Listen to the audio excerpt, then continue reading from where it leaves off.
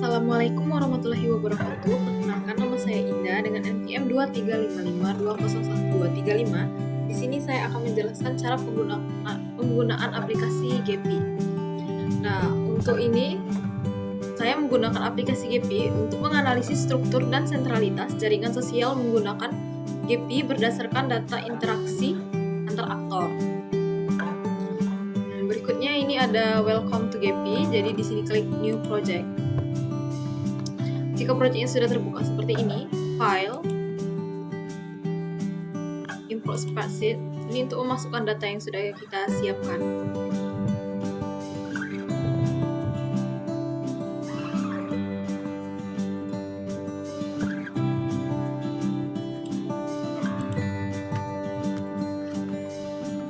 Nah, jika sudah terbuka datanya, ini merupakan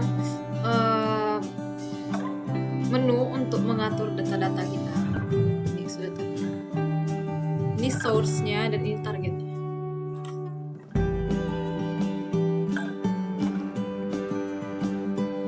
Nah, di sini ada petunjuk kayak nodes-nya itu ada 200 dan edge-nya itu ada 1100.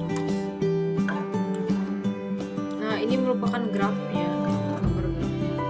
Di sini saya akan menjelaskan statistik untuk ini. Nah, yang pertama itu adalah average degree. Ini tinggal dirunkan saja. Nah, di sini tampilan average degree. Nah, ini untuk mengukur rata-rata jumlah koneksi yang dimiliki setiap node. Nah, ini rata-rata koneksinya ada 5,500. Berikutnya itu ada graph density. Graph density ini untuk mengukur seberapa padat hubungan dalam jaringan dibandingkan dengan semua kemungkinan hubungan yang bisa terjadi. Nah, di sini resultnya 0,28. Tinggal close. Berikutnya ada network diameter, ini tinggal dirunkan. Oke. Network diameter ini fungsinya untuk mengukur jarak terjauh antara node dalam jaringan. Ini diameternya 6, radius 0, average patch length-nya ada 3,39 sekian. Untuk yang keempat itu ada modularity.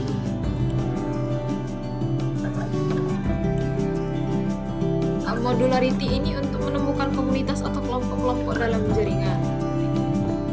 Sini bisa kita lihat number of community atau komunitasnya itu ada 8 komunitas. Modularity-nya ada 0,552. Yang kelima ada efficiency centrality, tinggal dirunkan. Nah, ini efficiency centrality-nya. Ini berfungsi untuk menemukan atau menentukan aktor yang paling berpengaruh berdasarkan kualitas koneksinya. Sum change-nya itu 0,014. Dan yang terakhir itu ada patch rank. Ya, dirunkan aja. Oke.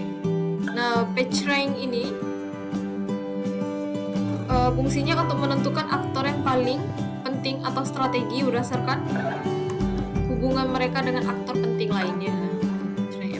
Epilisannya ada 0,001 dan probability-nya ada 0,85. Berikutnya saya akan menampilkan visualisasi untuk graph ini.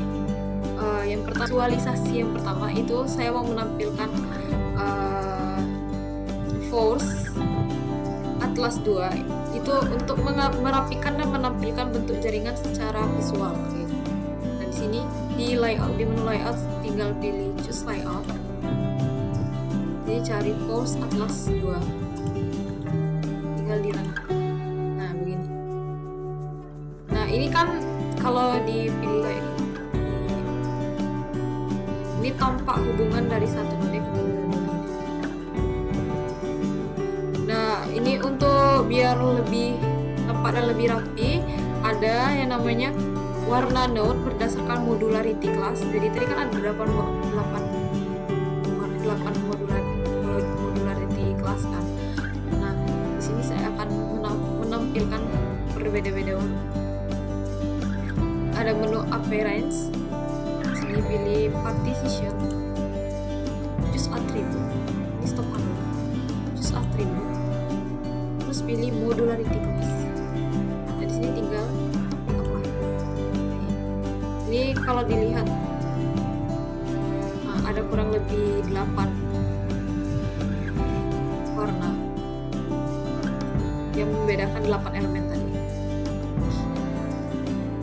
Berikutnya kita juga bisa melihat ukuran node berdasarkan Epigentory centrality, yaitu melihat ukuran-ukuran node-node ini. Appearance nodes ini dipilih size, terus ranking, choose attribute, kita pilih Epigentory centrality. Terus,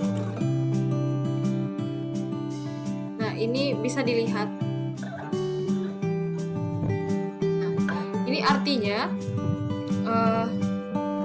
node kecil-kecil ini merupakan node dengan pengaruh rendah, dan node yang besar-besar merupakan node dengan pengaruh tinggi. Berikutnya saya akan menjelaskan cara mengetahui aktor paling populer atau per degree ya. Yang pertama, buka data laboratorium. Nah, jika tidak tampilan apa-apa seperti ini, kembali ke overview, Windows, data table. Nah, ini merupakan data laboratori. Nah, di sini yang pertama kita akan mencari tahu bagaimana mengetahui aktor paling populer atau node yang paling populer. Caranya itu cari di sini degree, ini degree-nya diurutkan yang paling atas. Nah, ini menampilkan bahwa user 0,51 merupakan user paling populer di kategori degree. Nah, berikutnya untuk mengetahui aktor penghubung atau between centrality, nah itu kita cari di sini between centrality. Klik.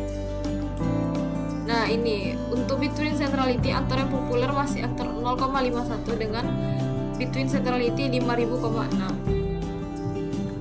Ini artinya user 0,51 merupakan user yang memiliki posisi penting sebagai jembatan komunikasi antar node atau komunitas lain. Berikutnya itu mengetahui aktor yang paling dekat atau closest centrality. Nah, closest yang paling dekat itu adalah user 0,43, ini dimana artinya user yang paling memiliki posisi yang paling dekat dengan modul-modul lainnya gitu. Berikutnya itu untuk mengetahui influencer atau Epigentory centrality. Nah, ini dapat kita lihat ini Epigentory centrality-nya itu merupakan user 0,01. Ini artinya user 001 ini dapat dianggap sebagai influencer utama berdasarkan Epigentory karena bukan hanya memiliki koneksi tapi juga koneksinya berkaitan dengan node-node lain yang memiliki posisi-posisi penting.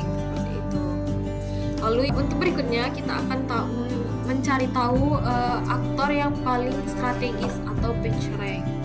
Nah, aktor yang paling strategis ini adalah user 183 karena nilainya yang paling tinggi.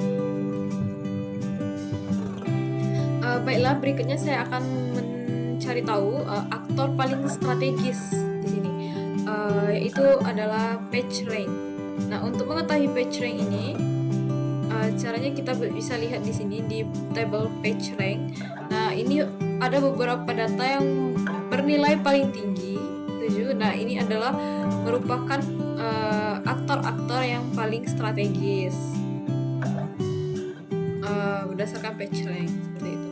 Untuk berikutnya saya akan menjelaskan cara mengetahui giant component atau untuk melihat jaringan mana yang berada dalam giant component yang merupakan jaringan yang tergabung ke dalam jaringan besar kayak gitu.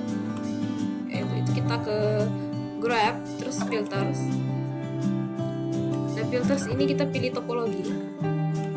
Ada giant component, tinggal drag tempelkan di bawah. Nah, ini giant component. Klik filter. Nah, sudah jalan. Kenapa di sini nodes-nya? Jika nodes-nya tidak berubah, ini berarti sebagian besar jaringan ini berada dalam satu giant components. Jadi node-node ini terhubung dalam komponen jaringan yang terbesar, saling terhubung.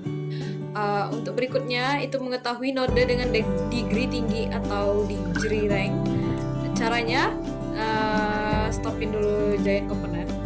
Berikutnya kita cari di sini degree rank. Kita tarik.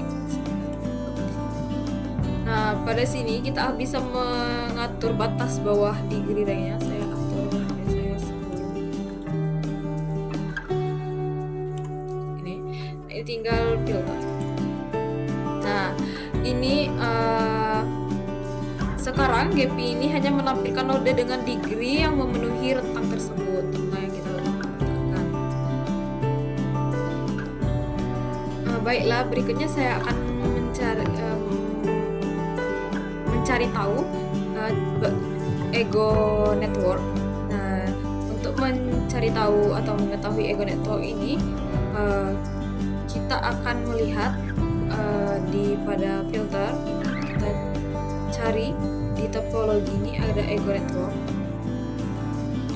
Ini kita tinggal tarik. Stopkan dulu.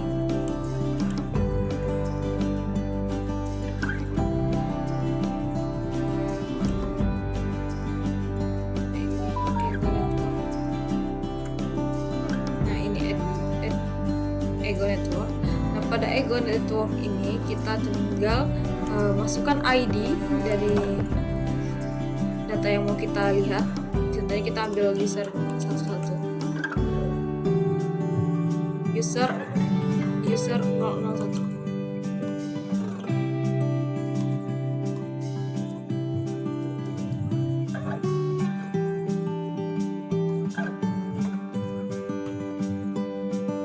Nah, atur depth-nya 1. Terus oke.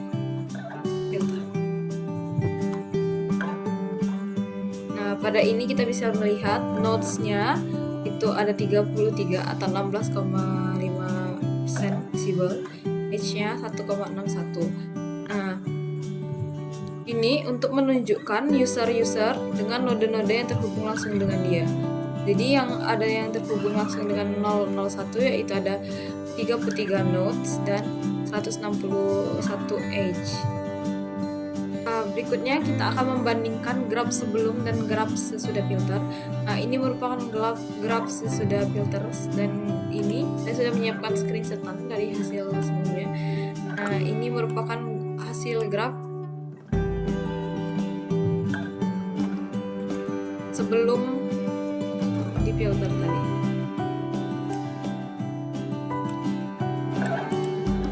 Nah, ini hasil yang sesudah filter. Yang sebelum filter seperti itu. Nah, di sini dapat dilihat node-nya lebih banyak dan lebih kacau atau tidak rapi. Nah, di sini sudah nampak lebih jelas node-node-nya, bagian yang terhubung. Nah, seperti ini. Dan di sini juga kita bisa lihat hubungan antar nodenya sulit terlihat. Nah, di sini kita pada hasil yang sudah kita filterisasi, di sini nodenya, hubungannya antara node-node lainnya lebih mudah terlihat seperti itu.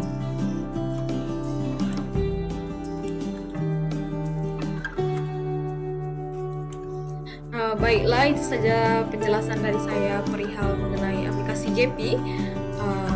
Jika ada kesalahan, saya mohon maaf. Saya akhiri. Wassalamualaikum warahmatullahi wabarakatuh. Terima kasih.